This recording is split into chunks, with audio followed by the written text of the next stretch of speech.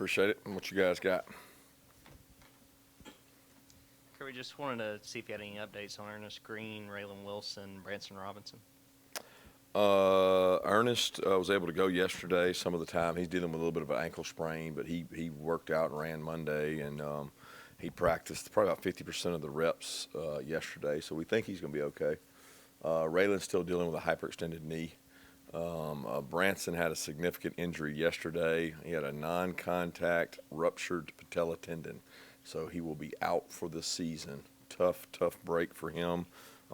He was, coming back from a toe injury on the other leg, and he actually was not even in a contact drill. He cut and planted and ruptured the patella tendon. So unfortunately, he'll get a full recovery, but he'll be out for the season, which puts us in a tough situation at back.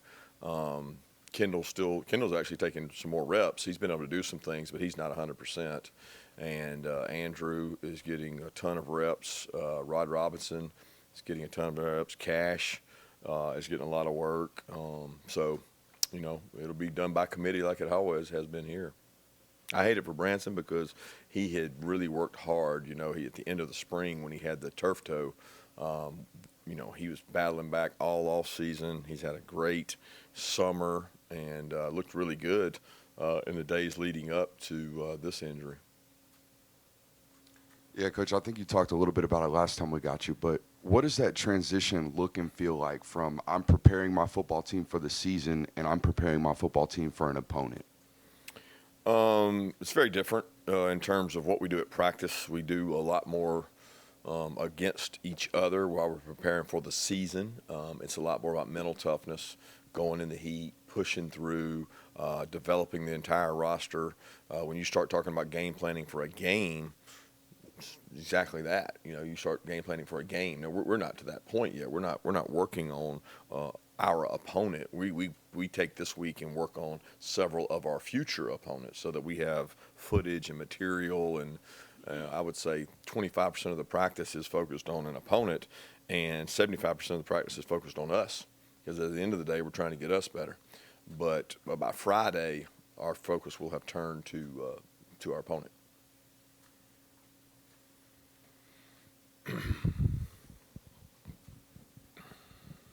Kirby, obviously we're getting a chance to talk to Carson today. For the first time as QB1, I just wonder from your vantage point, having gotten to know him real well over these last 4 years, what kind of sort of intangibilities do you see that he has, particularly personality in the locker room and now trying to lead an offense? Yeah, I'm never in the locker room with him, so he may have a different personality than I'm used to. He's very bright, very intelligent. He understands situational football. He's a product of being here 3 seasons, I guess it is. I mean, he's been around, so he understands the demands that we put on the quarterback, but he also understands the demands that I put on situational football. So there's not a day we go out there that we're not working on some specific situation at the end of the year. That helps, having been through that and seeing how JT handled it, how Stetson handled it, how other guys handled it. So he's wise and he's intelligent, and he's got a personality that I think the team draws to, because he's relatively quiet and doesn't show a lot of emotion. So I think they have embraced him, and he's done a great job in this fall camp. Kirby, we talked to Malaki last night. He just talked a little bit about Javon moving back there to safety and sort of what it's like to have that veteran back there. Even going back to the spring, how do you feel like Javon has handled that move and everything that comes with it? I think more's been made of it than it is. He played that in high school. It's what we recruited him as. The first tape I remember watching, he was playing the deep part of the field, I call it. So the spatial awareness is important back there. The angles are critical. Decision-making is different than at nickel. But, when he came here, he had not played nickel. So the questions were more about nickel star than they were about safety. He's gotten more reps. I think it was more about learning our terminology. He's picked that up. Coach Muschamp's done a tremendous job giving him confidence, allowing him to grow, make plays, and he continues to get better. I mean, in a lot of ways he reminds me of Chris in terms of stature. He plays bigger than he probably is. He's very intelligent, and he makes a lot of plays on the ball.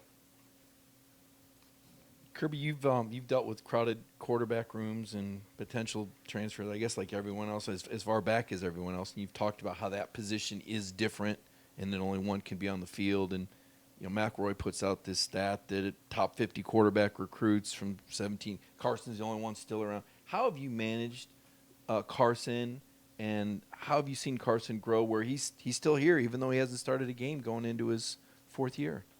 I think that's Carson's question to answer more than anything. We don't try to manage the players or manage that. We coach them, and we tell them that by choosing to come here, we're going to coach you. We're going to coach you and develop you and give you reps. And nothing that we've told Carson or Gunnar or Brock is not the case. We're going to develop you. We're going to give you lots of reps. We're going to guarantee you more reps here than we think you can get anywhere else. And I mean meaningful reps in terms of competitive third down situations, challenging you, growing you, what you want to become as a quarterback, what they want to emulate in the NFL. They're going to get to learn that here. And Carson's seen that. He's seen that every year. And, he's been as close as there is to starting, and then as far away as number 2 or 3 at times. And at this point, he's the guy that gives the best chance. So I know he's embracing it, but I don't think he's looking backwards at okay, should I stay, should I go? I just think he's been where his feet are, and he's really grown as a player, and he's had some really good quarterback coaches to work with him. Yeah, Kirby, I think it was either you or one of the players last fall who said Mykel was a guy who was always out there getting extra work after practice and things like that. How have you seen him develop, I guess, through the spring and summer going into this year where he's maybe got a lot more expectations and maybe a bigger role to play in the defense this fall? Yeah, Number one, he is an extremely hard worker, but he has not had extra work in spring and fall because he wasn't able to go. I guess it was a couple days into the spring. I don't know how many practices he got in the spring before we made the decision to go ahead and have his surgery done. And once he had that, he was in the healing stages. He wasn't able to start ramping up until like mid-July. So it's still a conditioning process for him. He has really good toughness. He has really good effort. I think the biggest thing for him right now is, can he play more snaps stamina-wise without the training that some of our guys would have had over the summer. So we're trying to increase his ability to play more snaps because we certainly need him to play as many as he can. Kirby, how much does Branson's injury and just kind of change your all strategy going forward? Do you want to develop further down the depth chart so that you're as strong as you can be at running back going into the year, or does it say that you have to live with being more of a passing team? No, I wouldn't. It's not going to affect our run to pass ratio. We have capable backs.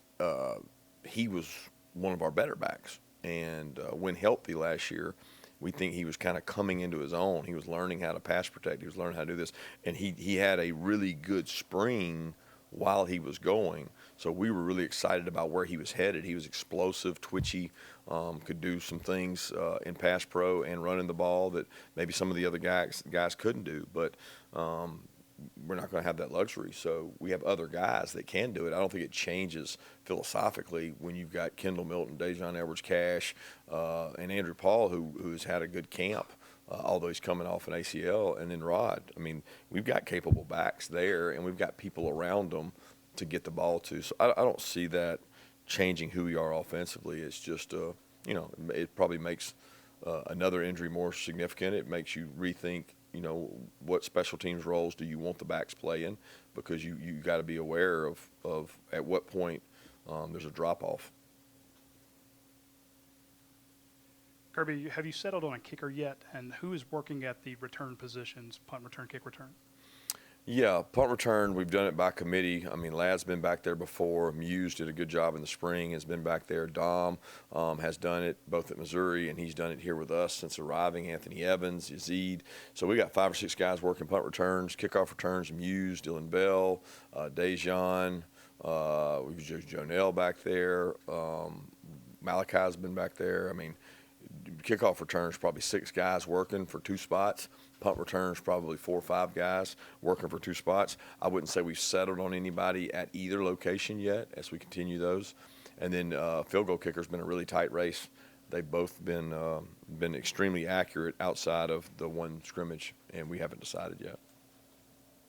Kirby, I wanted to ask you about the offensive line and specifically the interior spots. Micah, Dylan Fairchild. How have those guys kind of come along through spring and preseason, and how close are they to kind of breaking in and earning some snaps there? I know you guys have rotated on the offensive line some. Yeah, both Dylan and Micah have had tremendous springs and fall camps.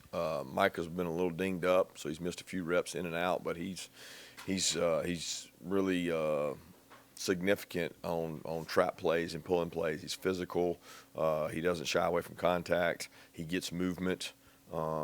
Again, he needs to improve his stamina to be able to play to the level of a starter consistently every snap. Dylan's had a great camp. Dylan's worked at tackle and guard, and he's done a great job. He's really physical. I think he's kind of come into his own where he's one of our strongest weight room players, and you can see that taking effect with the offensive line. I mean, I look at those two guys as starters, and they can play and roll and play in there with those other guys. Kirby, how have you seen Dane Ilon Morrissette kind of come into his own, coming back from his suspension? Denilon's done a good job. He's dealing with a little bit of a growing injury right now. He had a sports hernia on the other side, and he had a growing yesterday that started bothering him. But the first couple of days he's been out there with us, he's done a really nice job and competitive, tough. He brings something to the receiver room in terms of physicality, but probably haven't had the whole body of work that we've had with the other players to judge it. Kirby, we talked to Dominic Lovett here shortly, and what was it that you identified from him that made you want to seek him out as a transfer when it's obviously you're not taking too many transfers into the program? Well, we felt like he gave us depth and gave us a playmaker at positions that we needed it. I mean, we were going to lose some good wideouts last year. We lost a couple in the last couple of years, and we played against him. So we had seen him in high school. We knew about him in recruiting. We saw what he did to us when we played him and just felt like he was a really good player and a good asset to the program. And once we were around him and knew what kind of person he was and his family, we thought he was a good fit and a good match. And he's been just a tremendous blessing. I think he'd be the first to tell you the demands and what we're asking him to do every day at practice is taxing him more, but it's making him a more hopefully getting to be a more complete player, which is what he wanted. Yeah, you've coached obviously a lot of great players in your time, both at Georgia and Alabama, and with Brock Bowers in particular, guy does everything right, great competitive excellence. How does him being as great as he is maybe challenge you or push you to be a better coach to try and get the most out of a guy who just intrinsically always seems to do that? Yeah, I think you would see that with Coach Hartley and Coach Bobo a lot. For me, it's not so much about just Brock, it's about our team and how can I provide that same service to every player on the team. I think if you ask Coach Hartley that question when he was up here, and he'll tell you the guy challenges him every day because you're trying to create ways to make him better. And he's certainly at his best for a long time and longer than most players can sustain because he's in really great shape and he's tough and he's competitive. And then our offensive staff is charged with finding ways to, be creative to use him that maybe the defense isn't used to. But for me personally, he's a guy on the team that leads by example. And if every player could take care of their body and work as hard as he did, we'd, be in a phenomenal place. Following up on the O-line, Coach, obviously a transition at either tackle, but much less both, is usually a pretty big deal for an O-line. But it seems like every turn we've asked about it, there's a lot of confidence in Amarius Mims and the two guys that are working primarily over at the left tackle. Can you just talk about how you feel about that transition and Mims in particular sort of making that step to being, kind of the guy, it seems like? Yeah, Mims was a starter last year, in my opinion. He repped as a starter. All camp he played as a one. He's flip-flopped and played both sides. He played in really big football games as a starter. So having him back is like having a returning starter back. Ernest was unable to go at this time last year. Otherwise, he probably would have been in that conversation. He would have gotten some playing time, but he had a pretty significant injury this time last year, and he's done a great job coming back from that. We're probably not in the same location in terms of depth. Obviously, Blasky and Ernest have been competing for that spot, and Blasky's played really well. He's had more struggles this fall camp than he has any other time in terms of the heat has been so different. But those three guys will provide depth. Xavier Truss has repped out there and played, and then Monroe gets out there and gets reps. So we're like everybody else in the country. You're constantly in need of tackles. So we've tried to rotate guys and make sure that we have a fourth and fifth and sixth answer should we need that. Kirby, how have you seen Malaki grow as he goes into his second season, and what are the next stages of that development that you want to continue to see? Yeah, the next stages are more leadership, more vocal, which is not natural for him. He's a quiet, intelligent, very consistent kid.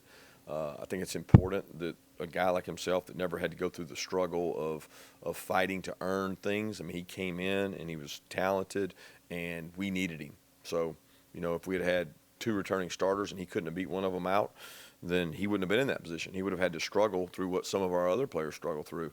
He didn't get that. So the struggle for him is, how do I consistently work to get better and not be happy with where I am? And he's not wired that way. He's a hard worker, and he's very conscientious, comes from a great home, and I don't think that'll happen. But we as coaches have to keep, we owe it to him to make sure he gets better each and every day. Kirby here to your left. I know every team and every season is unique, but given the backdrop of the last 2 years, what have you learned sort of in terms of preventing guys from having sort of this sense of entitlement going into the season? And then I'll have a follow-up too. You're asking what now exactly? Well, in terms of the difficulty sometimes in motivating guys who, given the last 2 years, might have some sort of sense of entitlement. Yeah, I worry about complacency every day. There's not a day that I don't go out on the field that I don't worry about it, but you look for it and you look for signs of it, and it's like a fire. You try to stomp it out. You don't allow it to happen if you can help it. What prevents that from happening? Well, competition is the first way. Second way is acknowledging it and confronting it.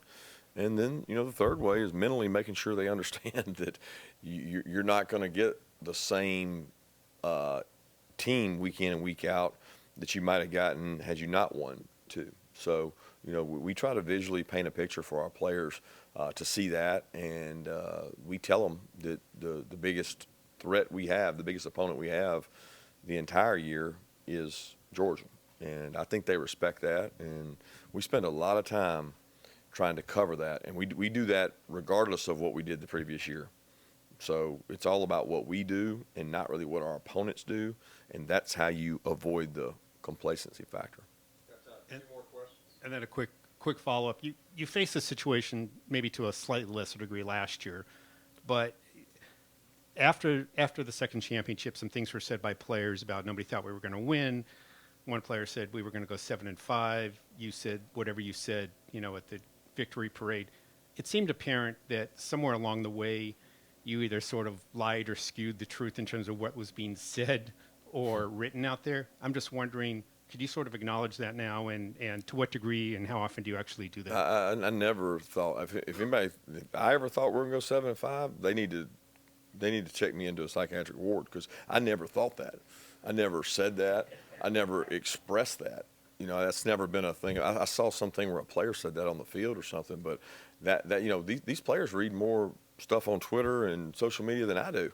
So what I paint to them is maybe a level of disrespect before maybe one game or 2 games, but not a season or not a thought of that. I don't think that works when you're Georgia. I just don't think that works. I think what works is, what are we doing this week against this opponent to be better than them? And a lot of times we may be line up and be favored or be better than them. So then what are we doing to ourselves to make sure that we're trying to beat everybody in the country and not somebody? I'm a lot more passionate and adamant about what we're doing over what we're selling as what the outside world might say, or this narrative that is like you need this narrative of the world against us. I think we may have had that once or twice last year, but that's not something that we're painting the whole time, and we're certainly not trying to paint that this year. We're focused on better, never rest. We're focused on being the best we can. I'm sorry, correct me if I'm wrong, but did you have some comments at the victory parade, something, I don't know the exact wording, something to the fact that nobody believed in us or whatever it was? A lot of people doubted us throughout the season. And, you go back and watch some of the games before we played a team that was ranked higher than us. So that may have been a case for one game, but not necessarily the whole season. Last question. Yeah, Coach, you talked about asking the question about sticking around for Carson, but it's not necessarily just Carson. 18 of that 20, that COVID class, that COVID babies have stuck around. What's been the key to this program in the retention rates? And we asked this question to Coach Hartley. He attributed it to practice. What specifically are y'all doing in practice that makes guys want to stick around this place? I don't know. If you did it based on practice, they'd probably want to leave because they have tough physical practices. I do think that the first question is, what do you bring into your program? So if you're bringing kids in that like hard, that want to develop, and they truly all say that in recruiting, but if you actually get the ones that want to develop and want to grow and get better, they embrace hard. They embrace the challenge of being physical at practice and doing that. But as far as our retention, it's investment. It's the same thing you do in anything else. If you invest in your organization, your people, your employees, your players in this case, guess what? They're usually going to want to stay because they have a sense of wanting to do well and servicing each other.